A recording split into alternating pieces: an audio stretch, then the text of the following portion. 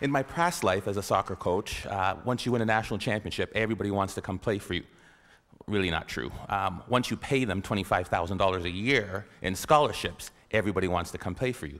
And parents would always come to me and they'd say, okay, my son or my daughter wants to come play at your university. What is it that we have to do? What are you looking for? And being the Socratic professor that I am, well, what does your son or daughter do? What do they do really well that we'd be interested in? And typically their answers are, well, they've got great vision. They're really good. They can see the entire field. Or my daughter is the fastest player. There's nobody that can beat her. Or my son's got a great left foot, or really, really great in the air and can head every ball. I'm like, yeah, not bad. But to be quite honest with you, those are the last things I'm looking for. The most important thing, self-confidence. Without that skill, and I use the word skill intentionally, without that skill, we are useless as a soccer player. Because when you lose sight or belief in yourself, we're done for. I use the definition of self-confidence to be the ability or the belief to believe in yourself to accomplish any task, no matter the odds, no matter the difficulty, no matter the adversity. The belief that you can accomplish it, self-confidence. Some of you are saying, great, I don't have it, I'm so shy, I'll never do good. And you start to drag all the way down here. But I use the word skill because I believe it can be trained. And I'll show you a couple of ways in which we do. Hopefully I won't run out of time. I don't use any slides because my speech always goes here, here, or here. So we'll see which way we get to. The easiest way to build self-confidence. There's no magic button. I can't say, hey, this plane is going down. Who can fly it? Put your hand up. I can. I'm confident. Repetition, repetition, repetition. Right? What does Malcolm Gladwell call it? The 10,000-hour rule? There's no magic button. I recruited a goalie from Colombia, South America one year. Big, tall, 6'3" man. He had hands like stone. I thought he was like Flipper. Every time I throw him the ball, down onto the ground. I was like, oh my God, we're in trouble. Simple solution. Get to the wall, kick a ball against the wall and catch it. Kick the ball against the wall and catch it. His goal was 350 a day for 8 months. He came back, his hands were calloused, the moisture on his hands were literally gone. He is now playing in Europe. Magic? No. Repetition, repetition, repetition. The problem is we expect to be self-confident, but we can't be unless the skill or the task we're doing is not novel, is not new to us.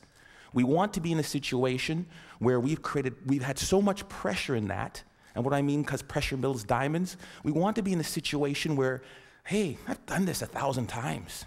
I did my speech, and I practiced in front of the mirror. Da, da, da, da, da, da, da. Hey, I'm sounding good. And then I read in front of my kids and my wife. I was like, oh gosh, got a little nervous. And then I get in front of Glenn Gould. Oh my goodness, I'm a little more nervous. By the time I get to the ACG, where 2,500 people, can't say anymore, right? 2,500 people, where 2,500 people are there, I won't have a single ounce of nervousness because of my ability to practice, right? Over and over and over again. The problem with repetition is, how many of us bail after the first bit of failure? How many of us bail after the first bit of adversity? Edison was on that video. And depends who you ask, there's anywhere from 1,000 to 10,000 tries to build that light bulb. 1,000 to 10,000. J.K. Rowling should be on that video. You know how many publishers she took her Harry Potter book to? I believe the number was 12 or 13. I'm pretty confident, but after 2 or 3 no's, I'd be like, dang it. After 6 or 7, I'm like, maybe not. Definitely after 9 or 10, I'd be looking to be a soccer coach or something else beside an author, right? I mean, 12 times somebody said no. But practice, practice, practice, and do not accept failure. Maybe it shouldn't be repetition. Maybe the answer should be persistence, because we all repeat something, but very few of us really will persist. So that's one way to build self-confidence.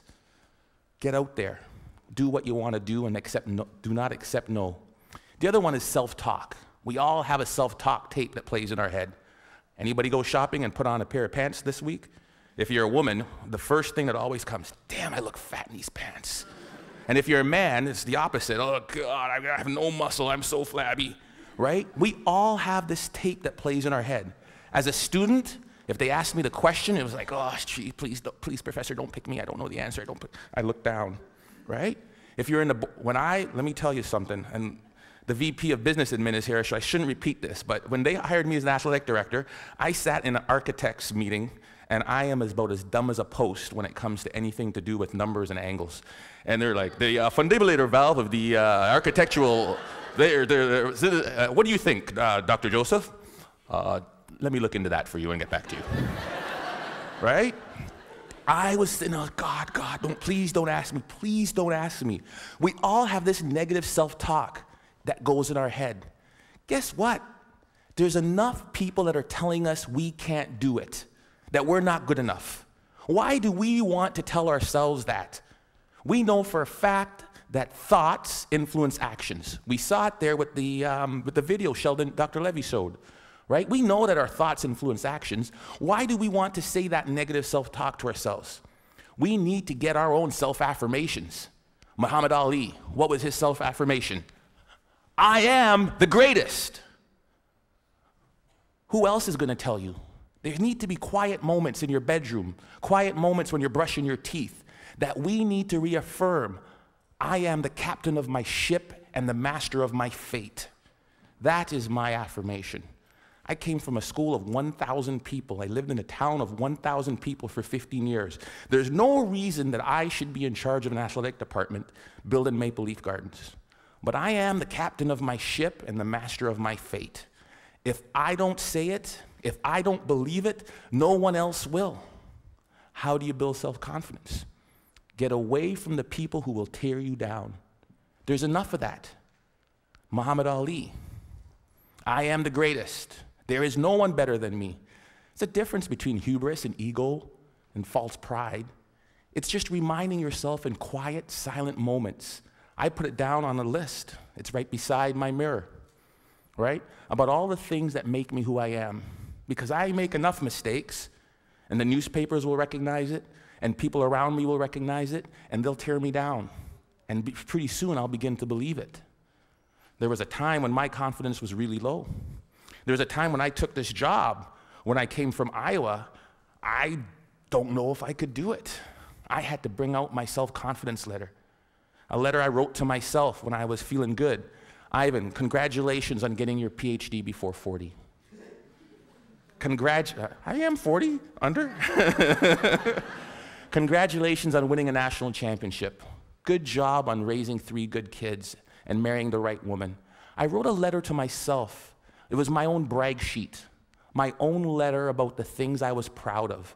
Because there are moments, and we'll all experience them in our career, in our life, in our job hunting, in our relationships, when we are not feeling good about who and what and where we are.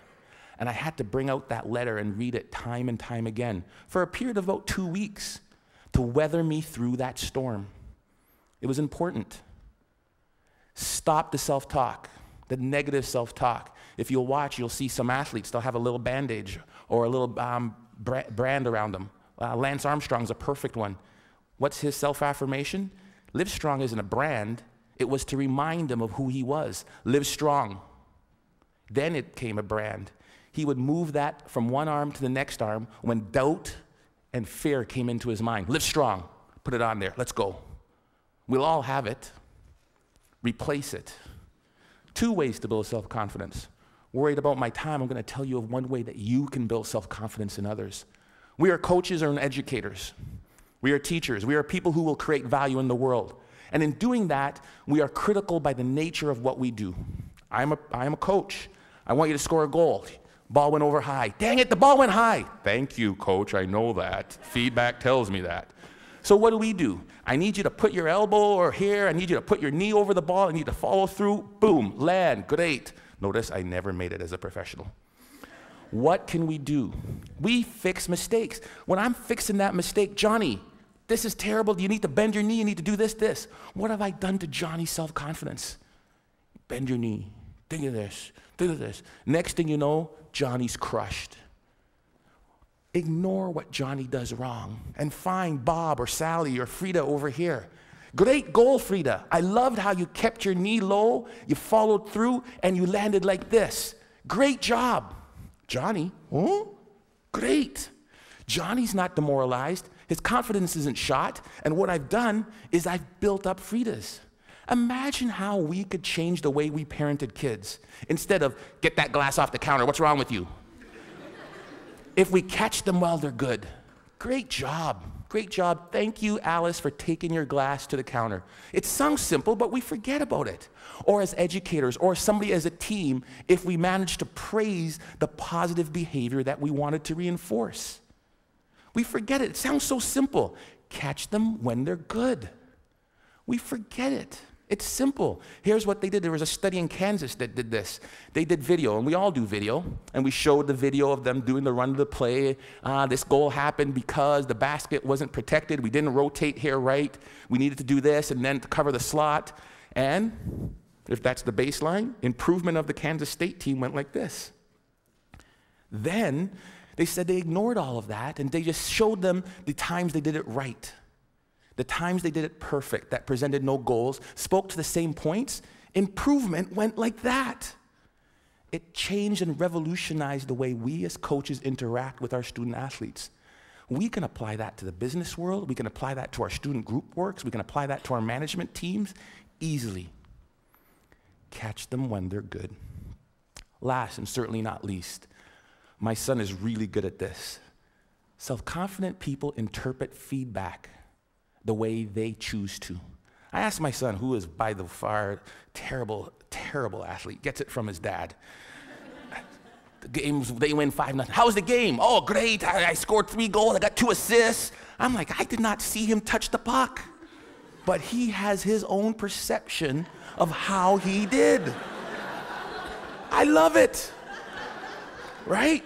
I'm that guy. I'm like, I remember when I was taking when I met my wife, it was in the Commons.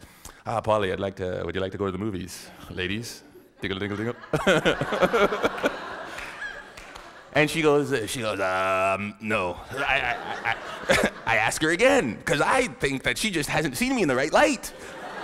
Maybe that's not the wrong shirt on, right? Because I'm interpreting that the way I want to interpret it.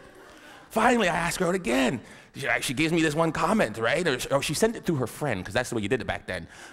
She wouldn't date you unless it was the last person on Earth, that hell was freezing over, there was a small chance, we had to save the planet Earth. Some people's like, there's no chance. I'm like, you're saying there's a chance.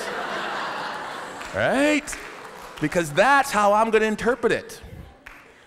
If I could give you one thing to take from this, it is, no one will believe in you unless you do. Listen to the words of that video. Here's to the crazy ones, the misfits, the rebels, the troublemakers, the round pegs in the square holes. We're supposed to be different, folks. And when people look at us, believe in yourself. Thank you.